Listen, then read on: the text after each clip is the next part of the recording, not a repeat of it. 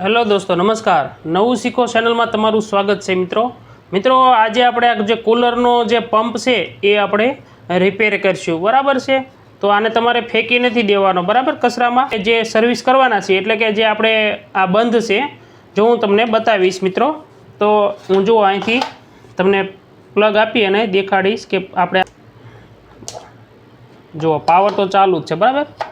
ટેસ્ટરમાં જુઓ, બરાબર. તો બંધ આપણે વાયરિંગ કાઢી લઈશું અને આપણે આને આ જે બંધ છે, જે પંપ, કુલરનો પંપ, એને આપણે રિપેર કરશું. તો ચાલો મિત્રો આને રિપેર કરીએ. પાછળ કોઇલનો ભાગ હોય, એટલે કે અંદર વાયરિંગ હોય, એ આપણે નથી ખોલવાનો. આપણે આ બાજુનો જે જાળીવાળો ભાગ છે એ આપણે ખોલશું. તો ખોલવા માટે આપણે આ રીતે જો આ રીતે કરશું એટલે ખુલ્લી જશે, બરાબર, આ રીતે.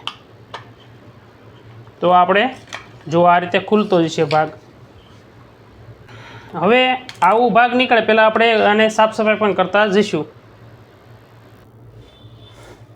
તો હવે આપણે આને સાફ પણ કરતા જઈશું ધીમે ધીમે, બરાબર. તો આ બધું સાફ કરવું પડશે આપણે. તો આ રીતે આને આ જે ભાગ દેખાય એને આપણે પાછળ આવી રીતે ફેરવશું, બરાબર. તો ખુલ્લી જશે. જુઓ આ રીતે પકડવાનો અને આ રીતે પાછળ ફેરવશું એટલે આ નીકળી જશે. જો આ રીતે જો નીકળી ગયું તો આપણે આ લાઈનમાં આ રીતે મૂકતા જઈશું, બરાબર. અને જુઓ આ રોટર છે, આની અંદર તવી જો આવું સફેદ થઈ જતું હોય છે, બરાબર મિત્રો.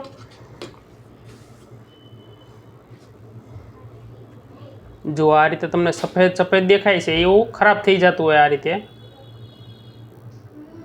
તો હવે આપણે જો આની ઉપર કેટલું ચારી વળી ગઈ, જો આ રીતે, જો આ કસ્ત જુઓ ખરાબ, બરાબર. તો આને આપણે સૌપ્રથમ પહેલાં એક કાપડ દ્વારા લૂસી લઈશું, એટલે કે સાફ કરી લઈશું આ રીતે, બરાબર. જો આ રીતે સાફ કરી લેવાનું છે. આ રીતે આ મેગ્નેટ છે એને સાફ કરી લઈશું સારી રીતે. જો આ સફેદ હતું એમાંથી જો બ્લેક થઈ ગયું, બરાબર. પછી આપણે પેપર લઈશું, એને ઘસવાનું પણ છે, બરાબર છે. એટલે આપણી પાસે આવું પેપર છે, બરાબર. એનાથી આપણે એકવાર આવી રીતે એટલે સાફ થઈ જાય, કોઈ ધૂળ આની પર રહે નહીં. જો આ રીતે, જો આ રીતે કરવા આપણે ઘસી લેવાનું છે થોડું.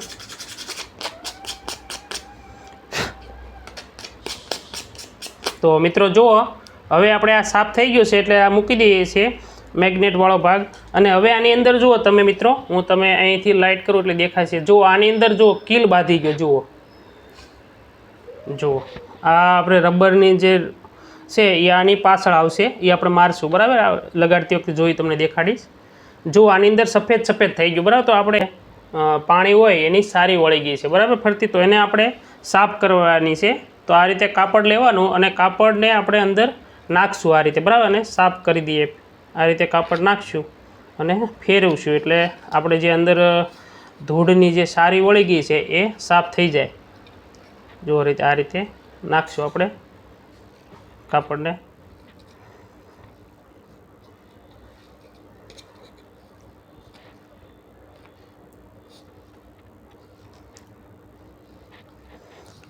ચાર પાંચ વાર આ રીતે કાપડ નાખવાનું છે અને આ રીતે ફેરવશું અને સાફ કરતું જવાનું છે. જુઓ દેખાય છે તમને. હવે હજી થોડીક ધૂળ છે તો આપણે હજી એકવાર કાપડને અંદર નાખશું અને સાફ કરી દઈએ. અને આ રીતે ફેરવશું એટલે સાફ થતું જશે અંદર. જુઓ હવે ધૂળ બતાવે તો આપણે એકવાર આ રીતે કરીને સાફ કરી લઈએ થોડું અને ફરી વાર કાપડ નાખીએ અંદર. હજી એકવાર આપણે કાપડ નાખશું અંદર જેથી કમ્પ્લીટ સાફ થઈ જાય. મિત્રો નવું શીખો ચેનલને સબસ્ક્રાઈબ કરી દેજો, જેથી હું વિડીયો મૂકું એટલે તમને તરત મળી જાય. મિત્રો ઘણીવાર શું હોય છે, આ જે આપણે સર્વિસ કરીએ એટલે કે આ કુલરનો પંપ છે એ આ રીતે પણ બંધ ઘણીવાર થતો હોય છે, બરાબર છે. તો આની આ પાછું જે વાયરિંગ અંદર આવે છે મોટરનું, એ જો ન બળેલું હોય તો આ રીતે સાફ કરવાથી આપણો પંપ ચાલુ થઈ જાય છે, બરાબર. હવે આપણે અહીંયા જે આ ભાગ છે એને આપણે આ રીતે આ વાયર સાફ કરી દઈશું આ રીતે, બરાબર. અને પેપર થોડું ઘસી દઈશું જેથી આ કમ્પ્લીટ આપણું થઈ જાય સાફ। જો આ રીતે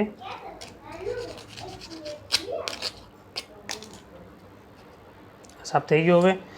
હવે આપણે આની જાળી પણ સાફ કરી લેવાની છે। આ રીતે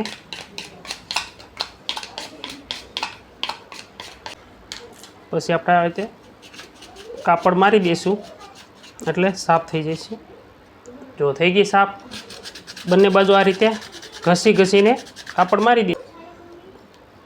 જો મિત્રો થઈ ગઈ।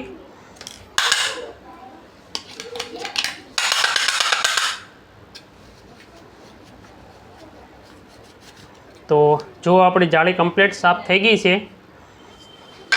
હવે મિત્રો આપણે આ ભાગ જોડી આપણે કમ્પ્લીટ થઈ ગયું છે બધું। તો આપણે સાફ કરી દીધું છે બધું બરાબર। આ સાફ કરી લેવાનું છે।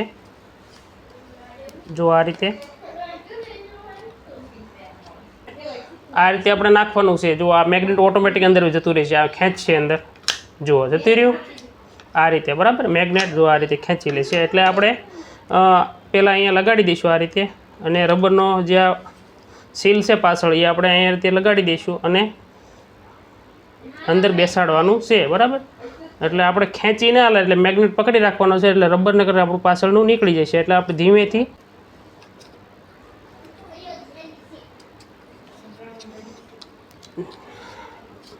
જો આ રીતે આપણે ફેરવીને લોક કરી દઈશું। જો લોક થઈ ગયો છે બરાબર।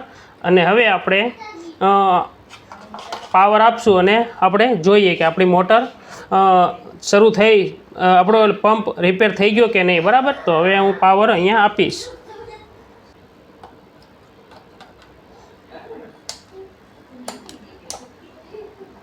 તો હવે આપણે પાવર આપ્યો છે પંપ આપણે ચાલુ થયો નહીં બરાબર।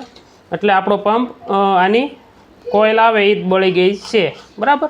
જુઓ એટલે હવે આપણે ફરીવાર આ ખોલી લઈશું અને આપણે તમને દેખાડીશ કે આમાં મેગ્નેટ ચુંબકી બને કે નથી બનતું બરાબર। જો આપણે આની અંદર ચુંબકી બનશે એટલે કે ચુંબકી વિસ્તાર બનશે તો આપણે આ રીતે પેસ્યું અંદર ખેંચી લેશે બરાબર। તો આપણે જોઈએ હવે આપણે પાવર આપેલો છે અને આપણે જુઓ જો આપણને કરે આ પેસ્યું છે આ એ પેસ્યું આ રીતે ચોટી એટલે આપણી જે આનો કોઇલ આવે એ કોઇલ જ બળી ગઈ છે। નકર આપણો આ જે એટલું સર્વિસ કરી તો આપણો પંપ શરૂ થઈ જાત બરાબર। પણ આ જુઓ આ કોઈ મેગ્નેટિક બનતું નથી એટલે કે આ ચુંબકીય બનતું નથી। જો આ રીતે આપણે પાવર ચાલુ જ છે પણ થઈ નહીં બરાબર। તો મિત્રો આ રીતે તમારે જો પંપ ખરાબ થઈ ગયો હોય તો તમે આ રીતે રિપેર કરી શકાય છે। પણ આ જે મેગ્નેટ આની અંદર જે કોઇલ આવે એ બળી હોવી ના જોઈએ બરાબર। એટલે આપણે આ રિપેર થઈ શકે છે બરાબર મિત્રો। થેન્ક યુ મિત્રો।